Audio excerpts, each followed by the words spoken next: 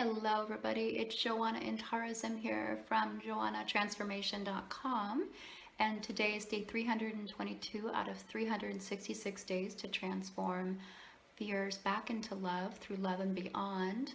We've been in the midst of a several day series on your vulnerability is literally the gold mine of your happiness. So we've been exploring different vulnerabilities that we humans have. Some of you have been writing to me and suggesting ones that I look at. I welcome more of those before that's over. And this is day 3 on the vulnerability of sharing your wounds. Of course, I think probably there could be an entire course, to extract the vulnerability of sharing your deepest wounds. But we'll just cap it at 3 for right now because there are more I want to explore before the year is over on day 366, and we're already on day 322, which I cannot believe. So let's jump right in, shall we?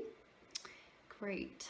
Okay, so yesterday we were looking at how to really engage in dialogue with the wound, learning to be okay with the sensations that come up in the body, learning to dialogue from the wound to you and then from the adult you to the wound, and really opening that up and legitimizing that so that, flow can start to happen and open communication can start to happen and greater awareness can open up. These are so essential and we forget these all the time.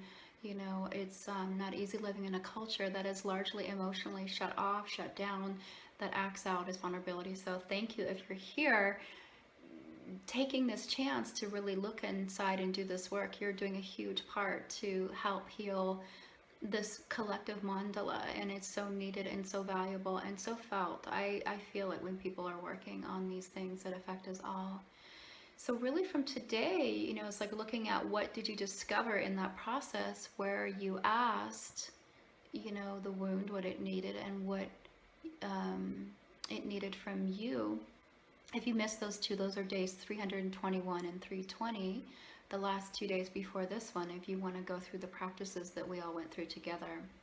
So really the question now becomes, what wants to happen next? This is a question that you can ask yourself and be really open with that. Because even if you don't know the answer, being willing to engage the question is so, so important. And to love it like it is everything, and it really is until you have more clarity.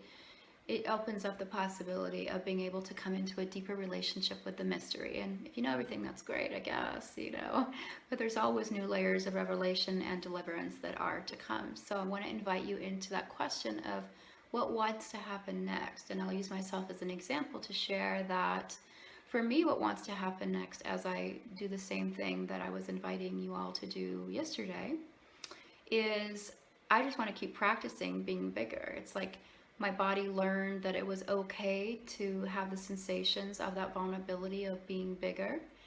And that opened up more space. It also freed up resources that inside, emotional, physical, mental resources that had previously been occupied with maybe just keeping it at bay or not really looking into it as much as I did so openly. And then to let yourself be really open to see like what new needs might come up, what new awarenesses might be trying to come in through this process. For me, one of the new needs that came up was wanting to have a more expanded team of people who are also working with this issue with me. So for me, the need for community really came up. And I want to just speak for a moment about the power of undefended openness in this. Undefended openness could not be more of your ally in this particular process. Learning to be really okay with all that is coming up, all that comes up around your vulnerabilities, whether you share that with anybody else or not. Your okayness is primary. Your utter undefended openness is primary. And with that, there's so much opportunity for information to come in, for the answers to these questions to come in. So I just wanted to really speak about that. The second thing that I'm seeing you all share with me is just the value of the process. This is a valuable process, and you're welcome to tweak it or modify it in your own way to suit what works best for you.